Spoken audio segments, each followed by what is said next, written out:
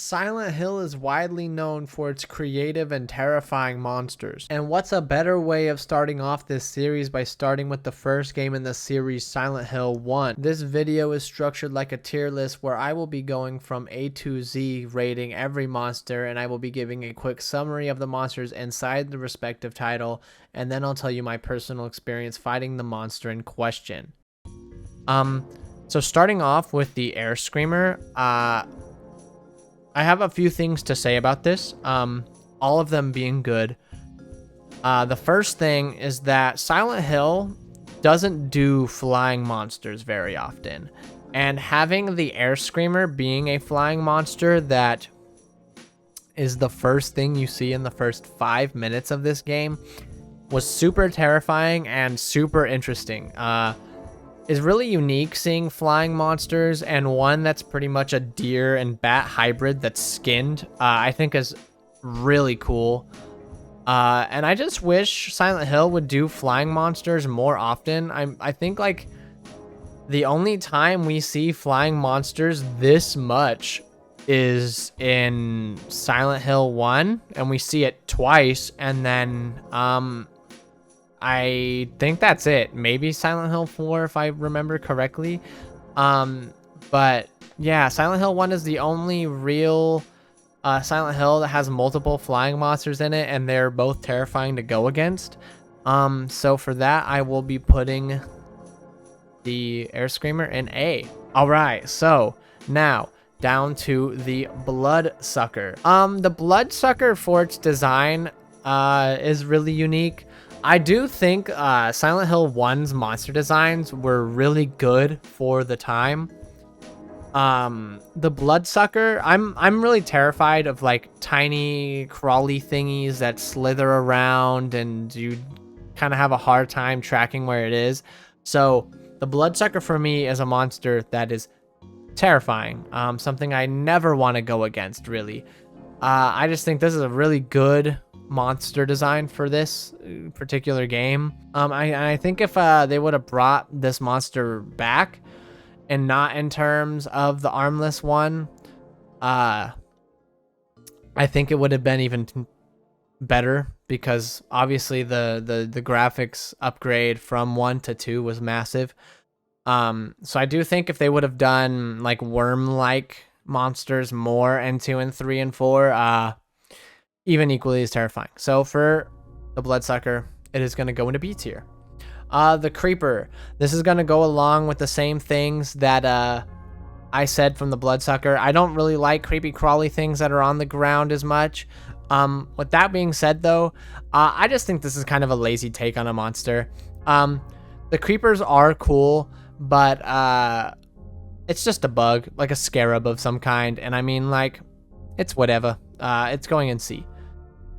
The Float Stinger, another flying creature that is a little lazier than the designs chosen here. But I will say that it's a flying monster, so it's going to go into B because flying monsters are cool. I do think the design's a little lazy, but again, flying monsters are just nice to fight in Silent Hill games in particular. The Gray Child. The Gray Child to me is a iconic monster in most cases for Silent Hill. There is like slight controversy about it being that like it resembles a child, so most European countries have had it censored, and I know in China they have it censored too. So I think for Team Silent to make a design that is reminiscent of a child and it making countries forced to censor it, I think that's a major step in the right direction for horror games. Not to give any ammunition for those that are like it's edgy equals good, you know, like I know there's a lot of defense for Cry of Fear because of it being super edgy, and not to say that Cry of Fear is a bad game. I just think that Cry of Fear gets given a lot of leeway because it's edgy, so it equals good. And I disagree. I think that a lot of the themes in that game are just kind of like forced.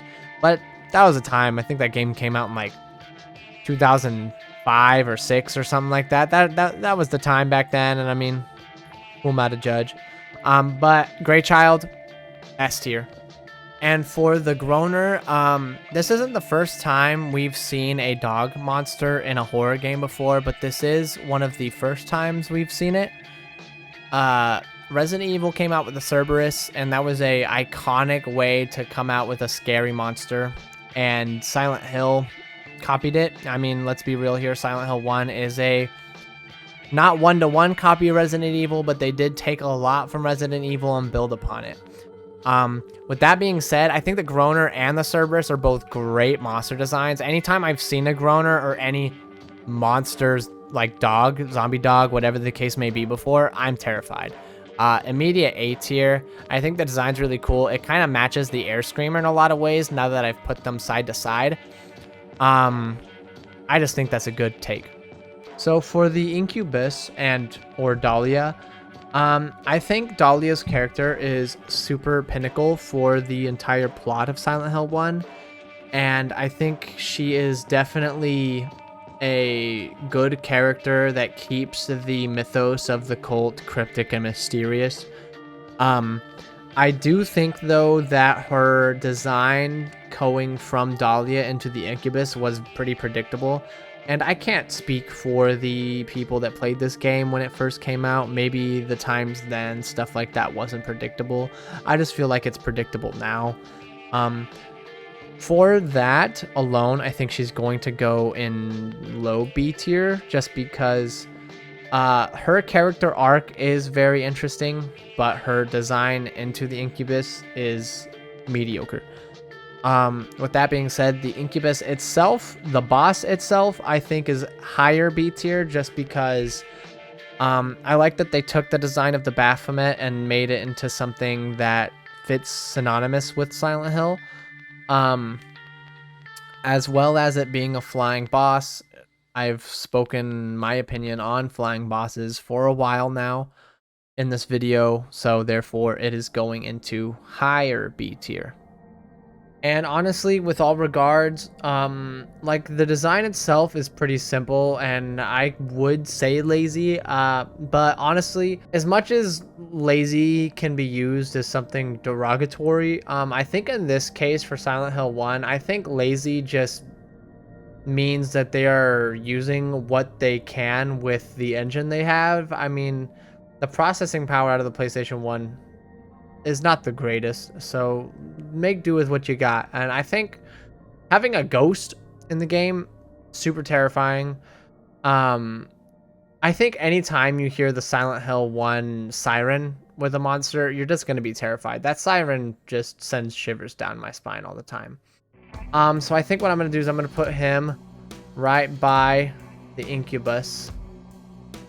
Right there. So like higher B tier. Alright, so Monster Cybil. I am going to be talking quite a bit about Monster Cybil because this is, I'm pretty sure, the only time in Silent Hill history we have ever gotten a character that is a protagonist for the story become an optional boss fight if you don't do something that isn't like pointed in a sign or used as like an optional objective notification. You have to go entirely on a whim and say, I wonder if I could actually heal Cybil when she gets infected. This is an S tier, and honestly I think this is going to be the highest of S tier monsters we're going to get in Silent Hill. Monster Cybil is such a cool idea for Silent Hill, and it's not a ripoff, it's an original idea. Sure, I guess you could say, oh, it just kind of comes off as a zombie. Well, the thing is that she doesn't have any zombie-like features on her. She looks like a normal person. She just has red eyes, and she acts like a normal person otherwise.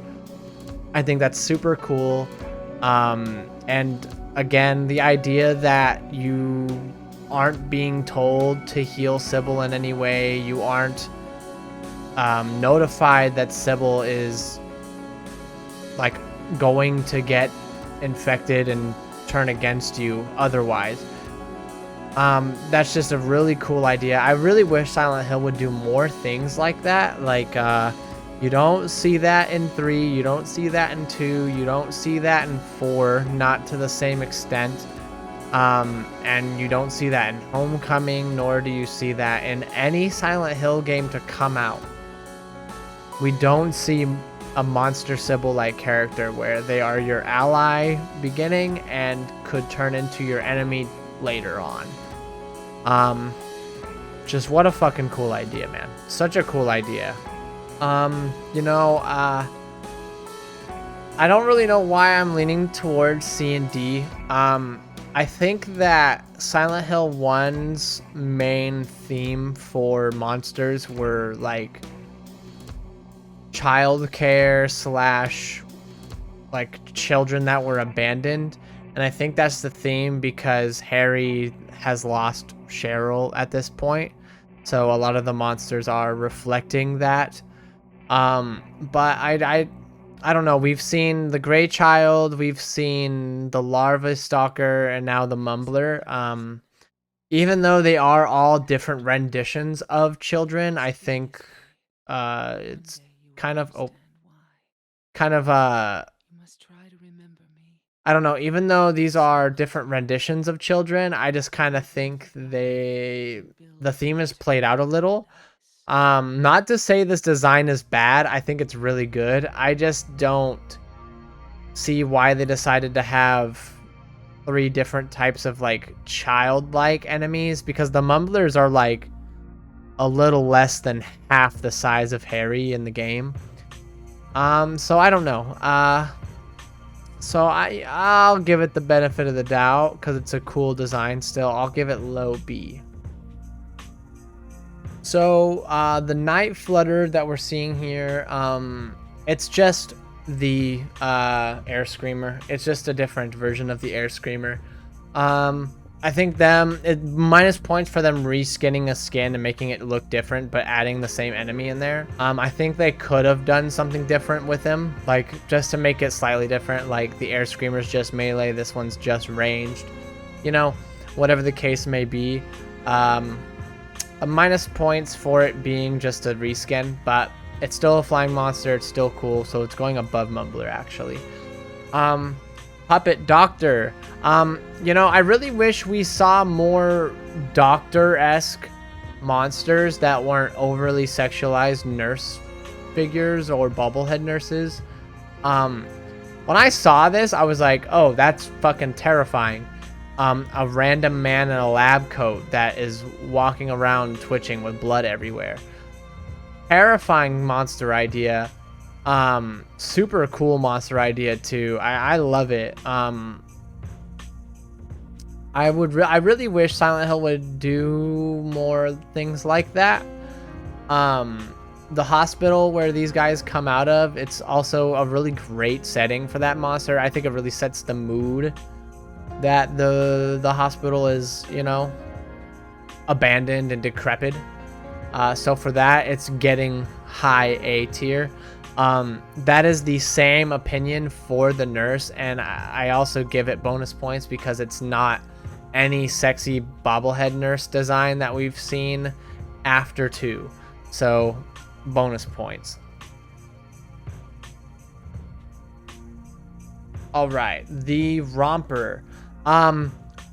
This is like a double-edged sword for me because I love the monster design here, but I fucking hate going against these guys. When I go through the rest of these videos, along with the armless one and along with the I forget what this guy's called from Silent Hill 3. I'll look at it in a second, whatever. The fact that you can get stun locked on the ground and it is very difficult to get back up unless that monster moves away from you. One of the most infuriating things about Silent Hill, at least in my opinion. When I'm stuck on the ground and I have to wait like 10 seconds to get up just to get knocked back down again, it makes me, my blood boils, like actually, honestly. But I think that's perfect for Silent Hill. I think there's things in the game that need to be slightly difficult, especially for now. Like, maybe back in the day, Silent Hill was a difficult game to play, but now there's so many speed runs and like the ammo you're given in Silent Hill is honestly comical, especially if you're playing like normal or easy. You're a walking armory like halfway through the game automatically. So I think there needs to be monsters that are difficult in the game for it to be kind of balanced. So it will go low A tier. It's not outbeating the Air Screamer. But now another really cool one that I like, I have them split up here. The twin, wait, no, is this the split head? Yes, the split head. Fuck me. So now one that I'm also really excited about is the split head. The split head as a boss is super cool. And I do like that the split head makes a return in Silent Hill 3, but is a different designed monster. I think that's really cool that they mirror the bosses the same way Harry and Cheryl fight. This is also a fucking terrifying boss to fight in Silent Hill 1. Like I said, when you hear the siren in this game, the siren sends literal chills down your spine, at least for me. When I see something this large coming out and attacking me, terrified. And Silent Hill 1 is honestly like, in some regards, I think Silent Hill 1 is scarier than like most of Silent Hill's video games. So yeah, I think that speaks volumes for the character design in Silent Hill 1. So it's gonna go high A tier. The Stalker, pretty much the same opinion I had with the last one. Just a larger ghost enemy. I think the ghost enemies are cool. Has a knife instead of it being a child, so that's cool. It's going lower B. Now the Twin Feeler. This is probably the scariest boss. I don't know. It's hard for me to say because the split head and the Twin Feeler, in my opinion, look so simple together, or like similar together. Caterpillar that's just skin, flesh, super fucking gross. The fact that it comes out of the ground, super gross. Me personally, I don't know about you guys, but anytime I was in a video game, whether that be Silent Hill 1, whether that be I don't know if you guys have played Darksiders 1, where you're in that sand area and you have that giant fucking worm that's constantly chasing you. Something does not make me more unsettled than hearing something underground move under me and I can't see it. That is super unsettling to me, and the fact that I can't see it just makes me panic. So they marked this shit on the fucking spot. Sorry, I had to move some shit around. They marked it on the spot with this one. Like, as far as making the boss fight unsettling, at least for me, 100%, 10 out of 10, you hit the target. Because I am so unsettled, especially when a game is moving at what, like 30 FPS, you know, like it's rendered at that. So yeah, super terrifying for me. The monster design is really cool. I didn't have a hard time fighting it, but I was definitely fucking terrified fighting it. All right, unfortunately, we are ending it off on a, I guess, low note, because the Wormhead really is just a reskinned Groner. I don't really know what the idea was for it being just reskinned as this. I do know that this is supposed to symbolize people's fear for large dogs, kind of like the Groner in most cases. But I really wished that they would have done something different if they wanted another four-legged enemy that was on the ground. I don't really want to put it D tier because I really don't think any of the monsters in Silent Hill 1 are deserving of D tier. Like, I barely think the creeper here is deserving of C. And I mean, C is okay. A video game, a horror game specifically, isn't going to have 100% monster design all the time. But I do say that unfortunately, like the worm head and the whatever the other one is called, the night flutter, the worm head and the night flutter, they're just reskinned. They don't have anything going for them.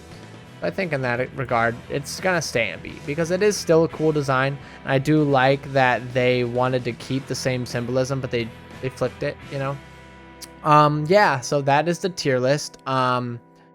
Let me know if you guys want to see the Silent Hill 2 tier list. If I do it, it's going to be a lot longer because not only is there less monsters, but Silent Hill 2's monsters are symbolically way more important to the story of Silent Hill 2. And obviously that's the case. That's why it's the most popular of the franchise's long list of video games. But I will be going entirely into... what's the word? I will be going entirely in depth with their design, what they represent, what happens when you see them, because there is a lot of things and nuances that can kind of venture your opinion in some ways. So yeah, that is the tier list. I will see you guys next time. Bye-bye.